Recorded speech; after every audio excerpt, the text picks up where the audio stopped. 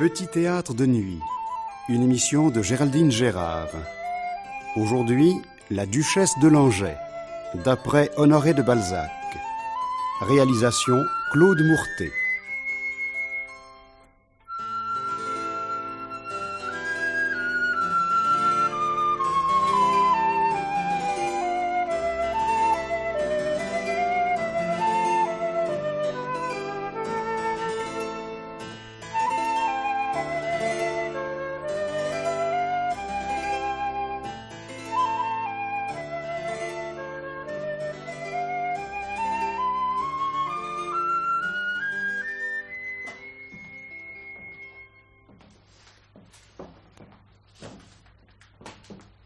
Merci, mon père.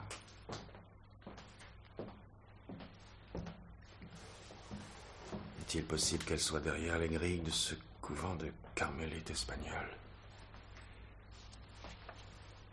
Quel silence de mort. Tiens, quelqu'un touche au rideau du grillage. Antoinette. La duchesse de Langeais. Il n'y a pas de duchesse ici, monsieur. Vous êtes devant la sœur Thérèse, la religieuse qui m'accompagne et ma mère en Dieu, ma supérieure ici-bas. Votre mère supérieure comprend-elle le français? Non, elle ne parle que l'espagnol. Malheureusement, je ne connais pas cette langue. Veuillez m'excuser auprès d'elle. Et lui présenter mes respects. Madre, me pide este oficial francés que la salude a usted de su parte. Él no habla español. ¿Conoces a este hombre? Sí, madre. Vuelve a tu celda, hija. Madre, es este francés uno de mis hermanos. Entonces puedes quedarte aquí. Savez-vous ce que j'ai osé faire pour vous entretenir un moment? Non. J'ai menti. J'ai dit que vous êtes l'un de mes frères. C'est un péché mortel. Combien de jours de pénitence me faudra-t-il pour effacer cette faute? Mais ce sera à souffrir pour vous et j'en serai heureuse. Aimer dans le ciel, c'est pouvoir s'avouer ses sentiments parce qu'ils sont purifiés. C'est pouvoir entendre votre voix, vous voir et rester calme. Antoinette, je vous en supplie, faites que je puisse vous rencontrer sans cette grille entre nous, que je puisse toucher votre main. Je vous aime comme vous avez voulu être aimé, inconditionnellement. Ne m'appelez pas Antoinette. Dominez-vous. Notre mère supérieure nous séparerait impitoyablement si elle s'apercevait que votre visage trahit une trop grande passion. Mais vous m'apparteniez. Vous ne deviez vous donner à personne, même pas à Dieu. Et vous quitterez ce tombeau, vous le quitterez. Chut, ne parlez pas ainsi. Je ne le veux pas. Alors vous ignorez tout ce que j'ai fait pour vous? Je vous ai cherché dans le monde entier. Vous n'auriez pas dû. Depuis 5 ans, vous avez été la pensée de tous mes instants, mon unique préoccupation. Mes amis les plus puissants ont remué ciel et terre pour vous retrouver. Sur mon ordre, oui, tous les couvents d'Europe ont été fouillés. Et c'est seulement avant-hier que j'ai appris que vous étiez ici. N'en étais-je encore pas absolument certain jusqu'à ce que vous apparaissiez. Oui, quoiqu'étrangère, ce Carmel espagnol a bien voulu me recevoir. Comment avez-vous obtenu l'autorisation d'y pénétrer? Eh bien, par l'évêché qui, apprenant que j'avais fait partie de l'expédition française, me considère comme un des libérateurs de ce pays, oui, un de ceux qui ont aidé le roi Ferdinand VII à se rétablir sur son trône. Antoinette. Oh, Antoinette, laissez-moi vous appeler ainsi, je vous en supplie. Si vous avez été sincère, jadis, dans vos remords, vous devez me suivre sans hésiter. Tout est inutile maintenant. Je ne suis pas libre. Mais votre mari est mort, on a dû vous en avertir, même du fond de ce Carmel espagnol. Monsieur de Langeais est mort, que le ciel lui soit ouvert. Je ne parlais pas de liens terrestres, mais des vœux que j'ai prononcés. Rien ne doit vous tenir au cœur plus que notre amour. N'en doutez pas, j'obtiendrai que le Saint-Père le Pape vous relève de votre serment. J'irai à Rome, j'implorerai toutes les puissances, qu'elles soient sacrées ou civiles, pour vous arracher de ce tombeau, oui. Si Dieu pouvait descendre sur... Chut, ne blasphémez pas. Antoinette, je veux que vous franchissiez ces murs à l'instant. Nous irons vivre heureux n'importe où, oui. Sans nous soucier de personne, près de moi, vous renaîtrez à l'amour. Je n'ai pas le droit de vous écouter parler de la sorte. Oh, je vous aime plus que je ne vous ai jamais aimé. Je suis heureuse d'appeler sur vous les bénédictions du ciel. Tout ce que vous direz ne pourra contrebalancer les innombrables réflexions que j'ai accumulées en moi depuis 5 ans. Mais je te dirai que je t'aime sans réserve, que je ne peux plus supporter de vivre sans toi, et que si je perds l'espoir de te retrouver, je deviendrai un homme incapable d'agir, de penser. Oui, il faut que tu sois avec moi, il le faut. Je suis avec vous. Je ne cesse d'être avec vous par l'esprit, par le cœur, par la prière. Des phrases que tout cela. Naguère, vous dressiez la société, votre société, en face de notre bonheur. À présent, c'est Dieu, c'est mon salut. Mais la sœur Thérèse, je reconnais encore Antoinette de Langeais, oui, la duchesse de Langeais. Vous ignorerez toujours ce que c'est que d'aimer. Vous aimez mon âme, dites-vous. Sachez que vous la perdrez. Je me tuerai. Ma mère, je vous ai menti, cet homme est mon amant. Madre. Elle-même, oui. Le he mentido. Este hombre es mi amante. Elle-même encore, et il faut l'enlever d'ici. L'enlever d'ici, oui. Armand! Ah, c'est toi, Roquerolles, tu es venu m'attendre. Eh oui, je craignais quelque excès de folie de ta part. Ah, excès de folie. Si tu veux parler de la folie de mon amour, alors oui, tu as raison. Mais mon Dieu, qu'as-tu fait? Ah, rien, mais je suis sûr qu'elle m'aime, je suis sûr que cette femme m'aime autant que je l'aime. Alors tu l'as vue? Oui, elle est pâle, décharnée, elle est presque méconnaissable. Elle n'a donc pas trouvé la paix, l'oubli dans ce couvent? Ah, la paix. Grand Dieu, si tu voyais son visage, tu comprendrais quel tourment elle a enduré depuis 5 ans. Nous ne pouvons vivre l'un sans l'autre. Gaston, il faut l'enlever de ce couvent. M'aideras-tu? Peux-tu en douter? Je t'aiderai de grand cœur. Alors il faut que nous retournions à Paris. C'est là seulement que je pourrai préparer l'enlèvement d'Antoinette. Ce ne sera pas facile. Mais avec tes relations, les miennes et beaucoup d'argent, je crois que nous y parviendrons. Mais que m'importe l'argent, si je n'en ai pas assez, j'en emprunterai. Je te jure que je la sortirai de ces murs. Devrais-je les démolir à coups de canon? Ah, je ne te conseillerais pas ce moyen. Tu entends l'orage? Dans quelques instants, il sera sur nous, dépêchons-nous. Mais qu'as-tu? Es-tu malade? Tu peux à peine te soutenir, mais prends mon bras.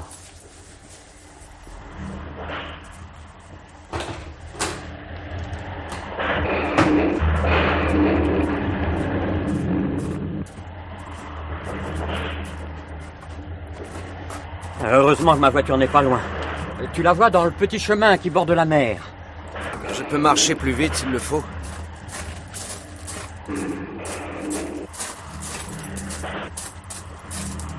Voici ma voiture, monte. Nous allons passer à ton hôtel où tu dois avoir des vêtements et des papiers à prendre. Non, c'est inutile. Partons directement pour la France si c'est possible. Comme tu voudras. Fernando, conduis-nous vers la frontière française. Comment te sens-tu? Te voir arriver à un tel degré de bouleversement, toi l'intrépide explorateur de la Haute-Égypte, le captif évadé des déserts africains. Je croyais que rien ne pouvait t'atteindre et te voici prêt à t'évanouir. Pour une fois. C'est incroyable.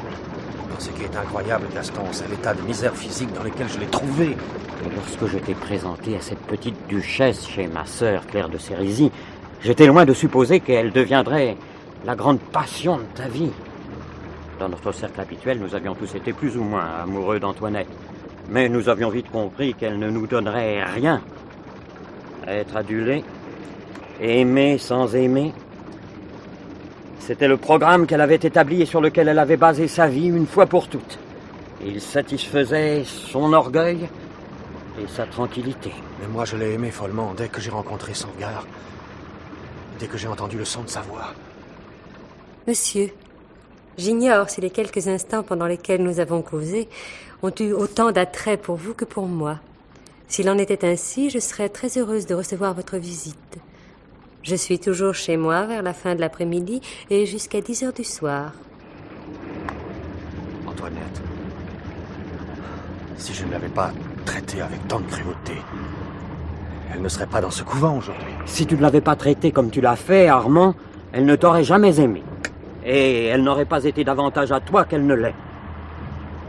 De cela aussi, tu devrais te souvenir. Bonsoir, Armand. Je vous ai fait attendre, je m'habillais pour le bal de Madame de Sérisy. Que vous êtes belle, une véritable divinité. Ah, Je me suis parée pour vous plaire. Mais ce n'est pas un compliment que vous parlez de votre beauté. Vous ne pouvez plus être sensible qu'à l'adoration. Laissez-moi donc seulement baiser votre écharpe.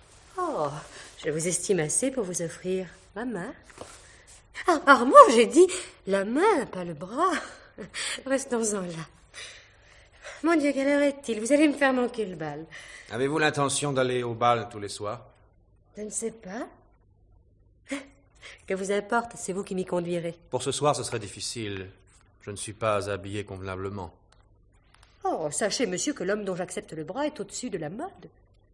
Personne n'oserait le critiquer. Mon Dieu, ils m'attendent tous chez Claire de Sérisy. Eh bien, allez-y. Non. Non, je reste. Vous me conterez vos aventures en Orient et toute votre vie. J'aime participer aux souffrances d'un homme courageux. Vous avez eu des heures terribles, n'est-ce pas? Non, jusqu'à aujourd'hui, j'ignorais ce qu'était le bonheur. Et vous le savez maintenant?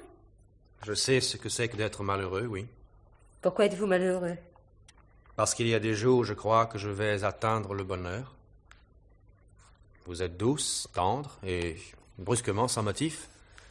Vous vous plaisez à tuer mes espérances. Je ne comprends pas.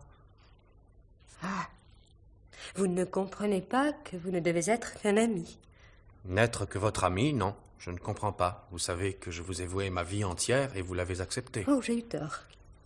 Une femme a tort d'accepter de tels enivrements quand elle ne peut et ne doit les récompenser. En somme, vous n'avez été que légèrement coquette. Moi? Oh, je hais la coquetterie. Être coquette, c'est se promettre à plusieurs hommes et ne pas se donner. Je vous aime.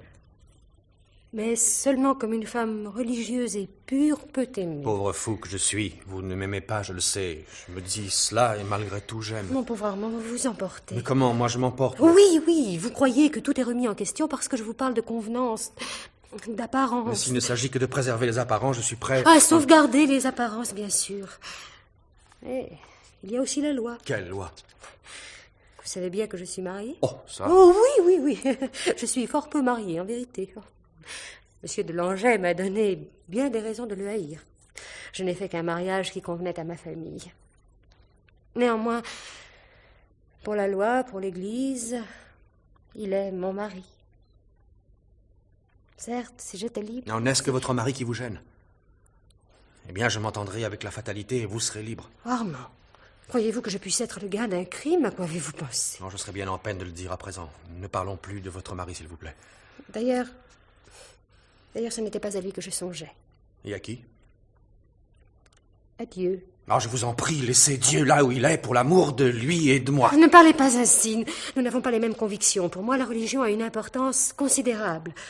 Les hommes, la terre entière, je vous les sacrifierai volontiers, mais je n'engagerai pas le salut de mon âme pour un moment de plaisir. Et si nous faisons l'amour ensemble, vous croyez que vous seriez damné? Antoinette, il faut que je vous pose une question. Cet abbé que j'ai vu l'autre jour, chez vous. L'abbé Gondran. Oui, c'est mon directeur de conscience. Parlez-vous de notre amour à cet homme? Il est mon confesseur. Vous ne prétendez pas pénétrer le secret de ma confession?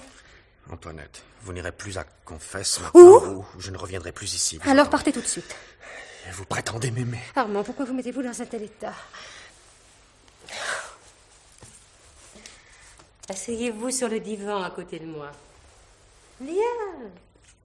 Viens plus près. Tu as fini de faire la mauvaise tête.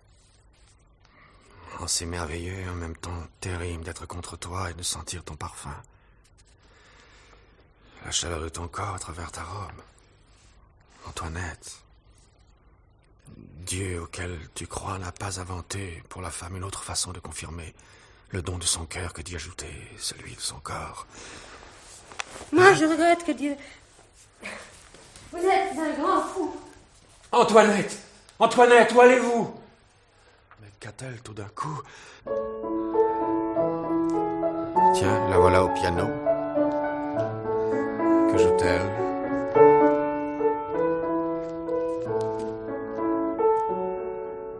Antoinette, que jouez-vous là? C'est une mélodie dont j'ai oublié le titre. Je ne savais pas qu'une musique de piano pouvait exprimer tant de choses. Vous ne savez pas non plus que je vous aime.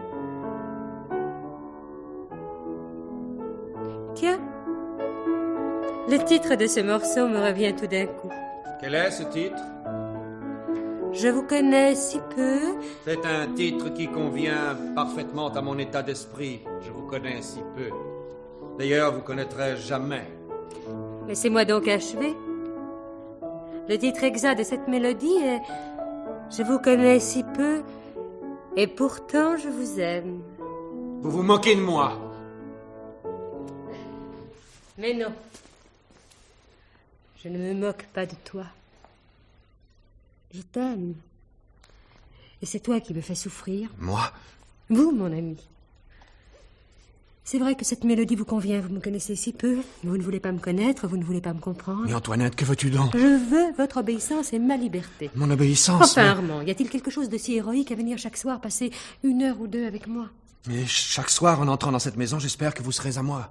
Oh, vous ai jamais donné le moindre droit de penser que je puisse vous appartenir. Ah, de ça... De quoi parlons-nous, enfin? Vous affirmez que vous m'aimez... Mais c'est vrai. Je croyais avoir tout dit sur les raisons de ma conduite. Oui, votre religion... Oh je ne sais. recommencez pas sur ce sujet.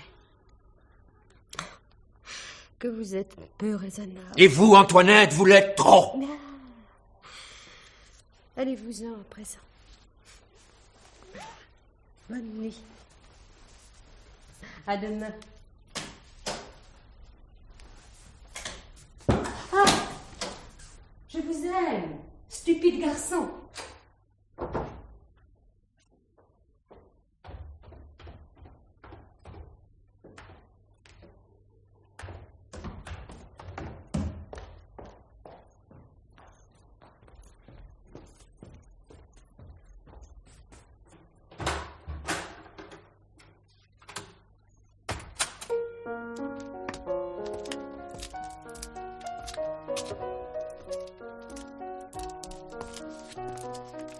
Ah oui, elle-même. Elle est prisonnière de ses préjugés de femme du monde. De ce scrupule.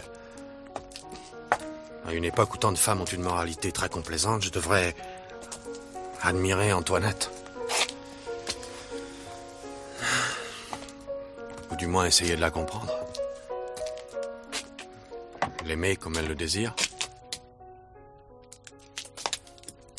Tiens, Gaston de Ronquerolles. Et où vas-tu comme ça? Eh bien, je rentre chez moi en suivant les quais. Tu m'accompagnes? Volontiers. Je sors de chez Madame de Langeais. Ah, Madame de Langeais. J'oubliais que tu t'es laissé prendre à sa glu. Comment cela, ça glue? Tu perds chez elle un amour que tu pourrais mieux employer ailleurs.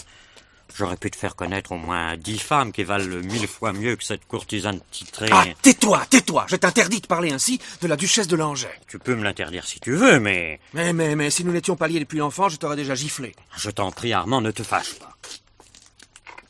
Tu sais quelle affection j'ai pour toi. Laisse-moi te parler. Et il y a longtemps que je veux le faire, je ne savais pas de quelle façon m'y prendre. Antoinette est une femme adorable, d'une honnêteté, d'une pureté... Mais tu en es là. Écoute-moi avec calme. Je vais te poser une question, réponds-moi. Tu sais qu'entre nous, ça n'ira pas plus loin. Antoinette de Langeais t'appartient-elle? Réponds par oui ou par non. Non.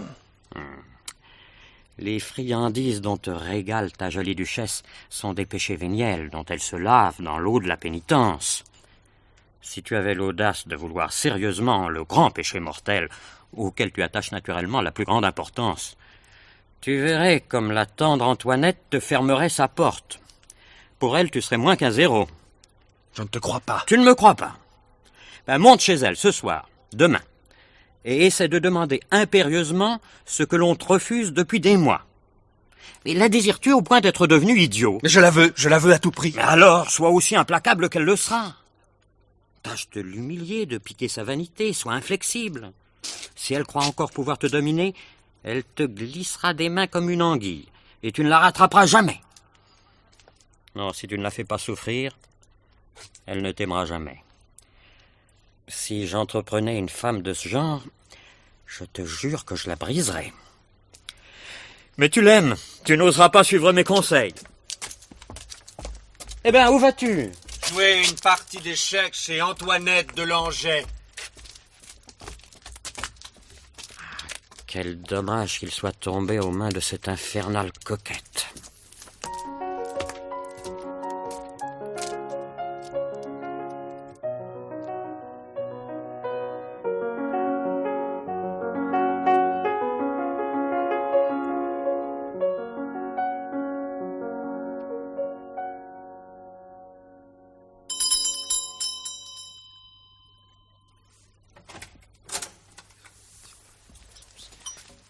Monsieur, je ne sais si madame... Madame est à la maison? Madame s'est retirée dans sa chambre pour la nuit, elle ne reçoit plus. Eh bien, inutile de m'annoncer. Mais monsieur! Mais voyez, monsieur! Monsieur! Mais enfin, monsieur, revenez, je vous en prie, monsieur!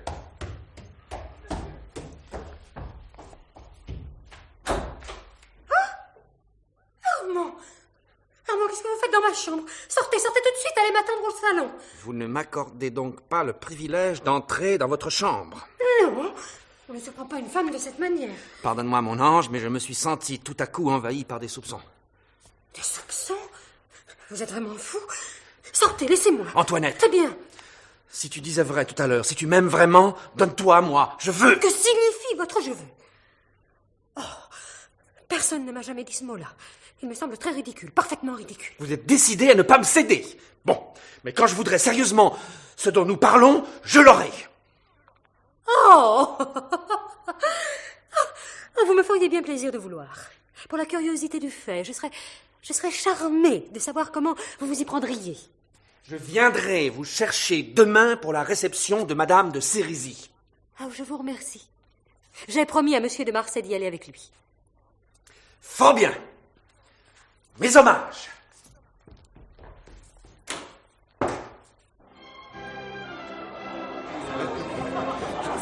Bonjour. Bonjour. Il y a bien longtemps que l'on ne vous a vu à Paris. Je viens de passer 6 mois à Florence. Vous avez vu Antoinette de Langeais? Elle a une mine à faire peur. Oui, je l'ai aperçue lorsqu'elle est arrivée. Elle était avec Monsieur de Marsay. Avec Monsieur de Marsay? Oui. Comment? Et Monsieur de Montriveau? Ses actions doivent être en baisse. Madame de Sérisy est éblouissante ce soir. Oui. Que dites-vous? Du mal de moi? Eh oui, ma chère Claire, nous disions que vous êtes belle à faire perdre le paradis aux anges. Monsieur Montriveau, on m'a dit que vous possédiez un cheval anglais magnifique. Vous êtes allé le choisir vous-même, j'imagine. Oui, monsieur, mais cet achat n'est pas récent. Il y a plus d'1 an que je ne suis pas allé en Angleterre. C'est curieux, oui. Moi qui ai tant voyagé, je crois que le voyage qui m'a le plus marqué est mon premier voyage à Londres et surtout ma visite à Westminster. Oui, c'est curieux. Oui, à cause de l'histoire de la hache. Mais vous la connaissez certainement. Ah, ma foi, non. Comptez-la nous. Antoinette! Antoinette! Venez un peu près de nous. Monsieur de Montriveau va nous conter une histoire. Oh. Le guide l'a redit à tous les visiteurs de Westminster. Il y a là une hache qui, paraît-il, servit à trancher la tête de Charles Ier. Oui, et le roi aurait dit ces mots: ne touchez pas à la hache. Mon Dieu, monsieur, vous avez regardé mon coup d'une manière si mélodramatique en répétant cette vieille histoire qu'il m'a semblé vous voir une hache à la main. Dans certaines circonstances, cette histoire devient d'actualité. Et comment cela? En ce que vous avez touché à la hache, madame. Quelle ravissante prophétie. Je crois que je vais rentrer chez moi.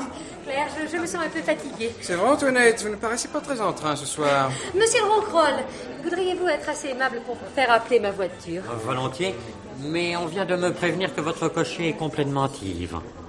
Ivre? Oh, mais je ne peux pas me faire conduire par cet homme. C'est bien ce que j'ai pensé. Je mets ma voiture à votre disposition, elle vous attend.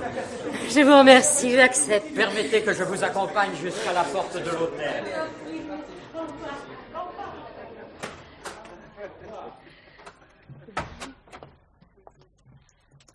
Monsieur de Ronquerolles, n'avez-vous pas trouvé que cette histoire de hache qu'a raconté Monsieur de Montriveau était assez sotte?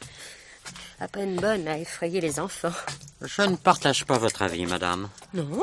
Elle pourrait trouver sa place dans une tragédie de Shakespeare. Oh, c'est ce que je veux dire, c'est du théâtre. Le théâtre n'est-il pas le plus souvent inspiré de la réalité? Voici votre voiture, madame. Au revoir, merci, monsieur de Ronquerolles. Armand, comment êtes-vous dans cette voiture? Taisez-vous. Voulez-vous faire scandale? Ne criez pas ou je vais être obligé de vous bâillonner. Oh, mais que signifie c'est un enlèvement? Oui, peut-être cela y ressemble, n'est-ce pas? Que voulez-vous faire de moi? Où m'emmenez-vous? Vous le verrez bien. Oh, cette voiture va trop vite, nous allons nous tuer. Et ce serait peut-être la meilleure solution à notre problème, pour vous comme pour moi. Armand, enfin, répondez-moi, que signifie cette façon d'agir? Je veux vous montrer ce qu'il vous en coûtera d'avoir touché à la hache. Vous me faites peur. Voilà, c'est ici. Nous sommes arrivés. Descendez. Chut, pas un cri, s'il vous plaît. Pas un appel. D'ailleurs, ce serait inutile, je vous préviens. Personne ne peut vous entendre, sauf des hommes à moi qui vous rattraperaient au moindre mouvement de fuite. J'ai acheté cette propriété il y a à peine une semaine. Tout le monde ignore que j'en suis le propriétaire. Mon Dieu. Entrez dans cette pièce.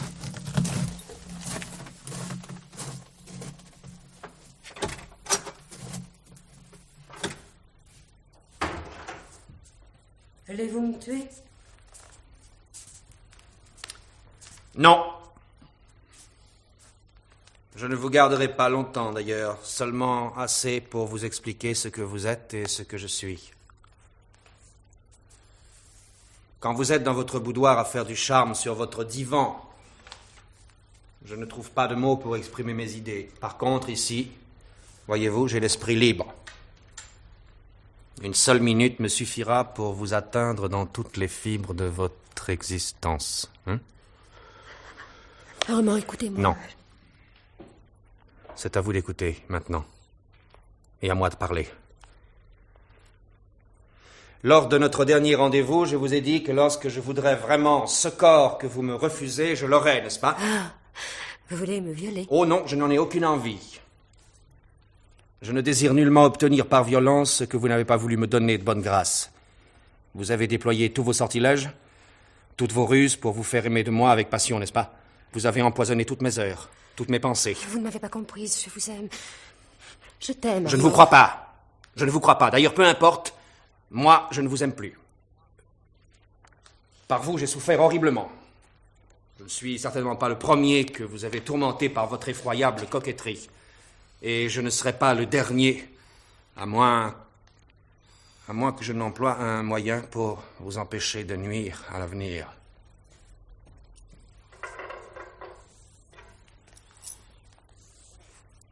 Vous voyez cette petite croix d'acier?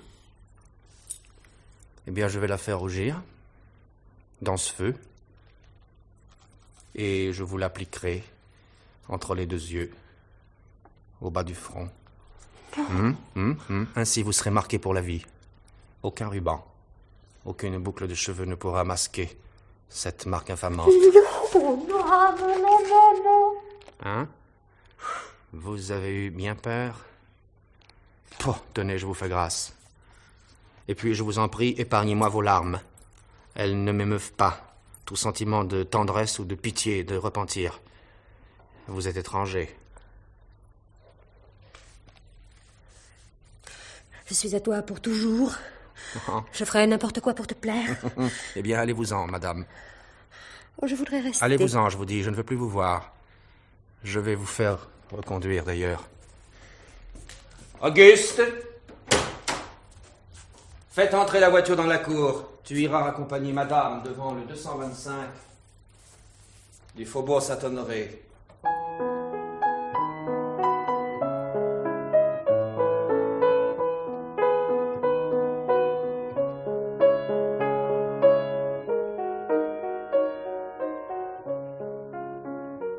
Mon cher Armand, hier je suis allée chez vous quand vous étiez absent. Sur la table de votre bibliothèque, j'ai trouvé toutes les lettres que je vous ai écrites depuis cette nuit terrible et magnifique, pendant laquelle j'ai compris combien je vous avais fait souffrir et combien je vous aimais. Il y en avait 21, une pour chaque jour pendant 3 semaines. Je les ai emportées. Jamais tu ne sauras ce qu'elles accusaient d'amour, de folie. Ma folie, je ne l'ai pas seulement exprimée par des mots, mais par des actes. J'ai envoyé mon équipage et je l'ai fait attendre à votre porte de 8h du matin à 4h de l'après-midi. J'ai voulu ainsi faire croire à tout le monde que j'étais chez vous, que je vous appartenais. Ma voiture, il est impossible que vous ne l'ayez pas vue, mais vous avez fait comme si vous l'ignoriez. Cette provocation à l'égard du monde ne vous a pas touché. Armand, mon bien-aimé, j'ai honte de mes coquetteries. Je comprends combien elles ont pu te faire souffrir. Ma seule excuse est qu'à cette époque, j'ignorais l'amour. Je ne vous aimais pas, je n'aimais personne que moi. Ces lignes sont les dernières que je t'adresserai. Si tu refuses de les lire, elles resteront néanmoins en ta possession. Si, les ayant lues, tu n'es pas chez moi ce soir à 8h, je saurai que tu ne veux de moi ni pour maîtresse, ni pour épouse. Alors, quoique vivante, jamais tu ne me reverras en ce monde. Cependant, du fond du couvent dans lequel je me serai réfugiée, je prierai pour ton bonheur. À ce soir, Armand, mon amour, ou à jamais, Antoinette.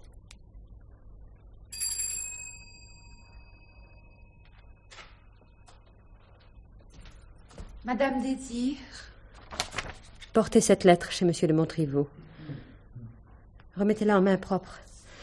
Demandez au concierge si Monsieur de Montriveau est chez lui. Allez. Mon Dieu, faites qu'il vienne. Mon Dieu, faites qu'il vienne, faites qu'il vienne. Oh, comment trouver le courage d'attendre pendant de si longues heures? Non, vers 8h moins un quart, j'irai l'attendre devant sa porte. J'irai à lui lorsqu'il sortira. Mon Dieu, faites qu'il m'aime. Faites qu'il m'aime. Mon Dieu, faites qu'il m'aime. Faites qu'il m'aime, qu'il m'aime.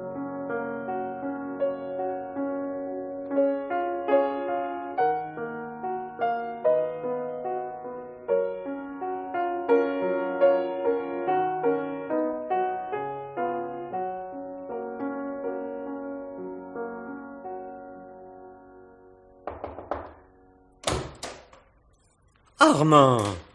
Mais toi chez moi à 7h? Tu n'as donc ce soir ni dîner ni bal? Comment ça se fait-il? Gaston, il m'arrive une chose affreuse et j'en suis seul responsable. C'est sérieux? Antoinette a disparu. Oh, comment disparu? Oui. Mais une duchesse ne disparaît pas comme un petit chat. Tâche de te calmer et de m'expliquer ce qui s'est passé. Elle était à ma porte à 8h. Et à 8h30, elle a disparu. Par ma faute. Et je l'ai perdue. Et je l'aime. Je comprends de moins en moins. Comment et pourquoi était-elle à ta porte?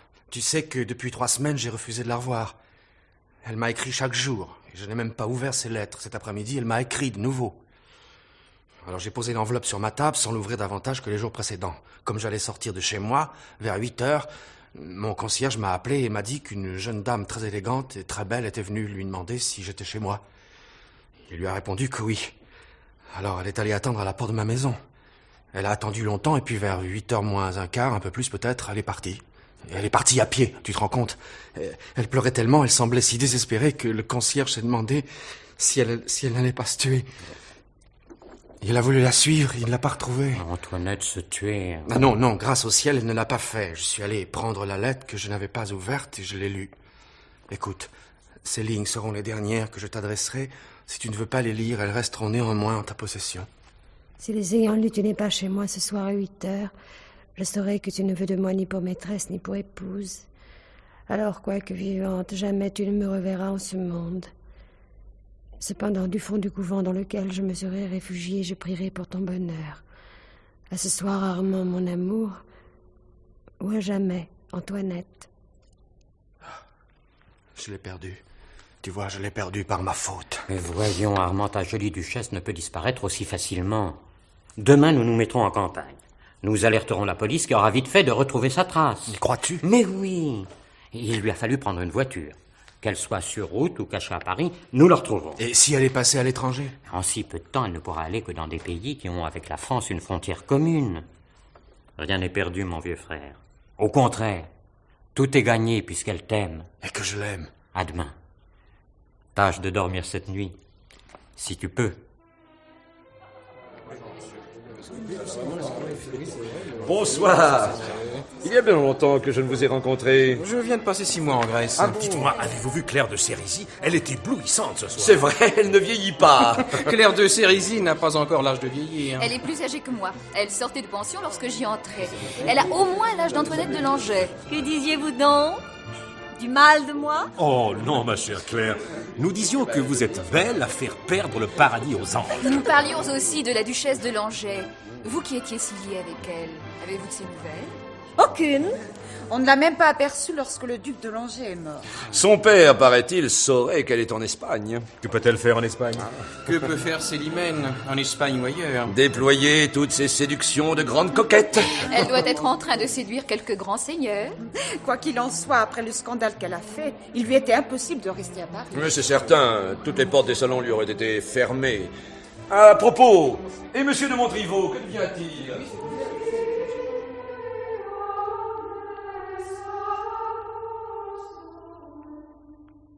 Enfin, Armand, nous sommes dans la place.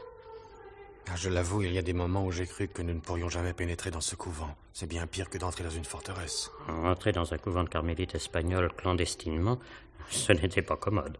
Il s'agit maintenant d'être prudent, silencieux et rapide. Je suis sûr que mes hommes respecteront mes consignes et les bateliers se tiennent prêts. Le bateau est contre le rocher. Il ne nous faudra que quelques minutes pour embarquer. À l'intérieur du couvent, nous serons tranquilles tant que les religieuses seront à la chapelle pour l'office de nuit. Après, ce sera plus compliqué. Es-tu certain que la grille de la fenêtre de la cellule d'Antoinette a été bien sciée? Oui, sois tranquille, je m'en suis assuré. 3 hommes sont en faction sous la fenêtre. Ils nous aideront à sortir. Parfait. Aussitôt que les chants cesseront, l'office sera terminé et les carmélites reviendront par ici pour regagner leur cellule. Dès que nous les entendrons approcher, nous entrerons dans la cellule d'Antoinette et nous nous tiendrons de chaque côté de la porte. Lorsqu'elle entrera, je lui mettrai ce bâillon sur la bouche et... Bâillonner Antoinette, mais tu es fou. Mais ça, c'est toi qui es fou. Connais-tu un autre moyen d'empêcher Antoinette de crier et d'appeler? Voyons, Armand. Un enlèvement n'est pas une invitation à la valse. Quand Antoinette se retrouvera dans tes bras, elle se moquera pas mal des moyens que tu auras employés pour la rendre libre. Attention. Les chants sont terminés. L'office va s'achever. Entrons dans la cellule. Oui.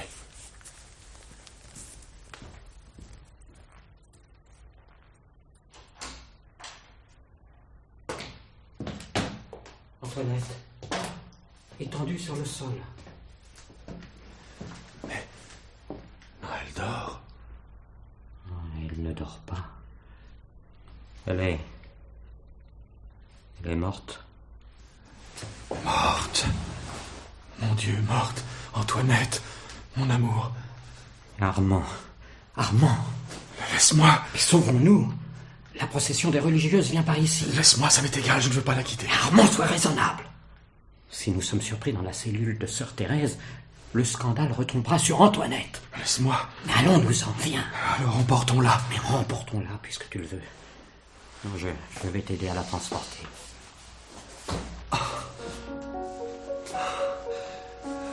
Regarde. Jamais elle n'a été aussi belle. Regarde. Mon pauvre ami, la duchesse de Langeais ne devait jamais être pour toi une réalité. Elle ne pouvait être qu'un poème.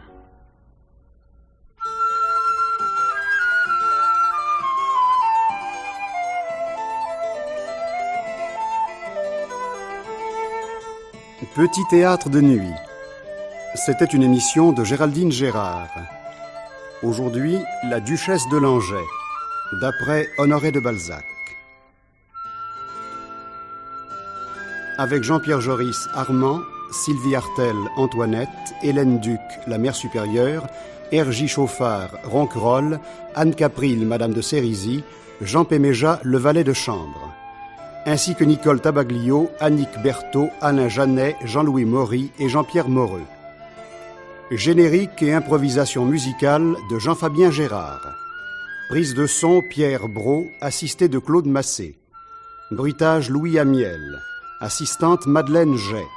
Réalisation Claude Mourtet.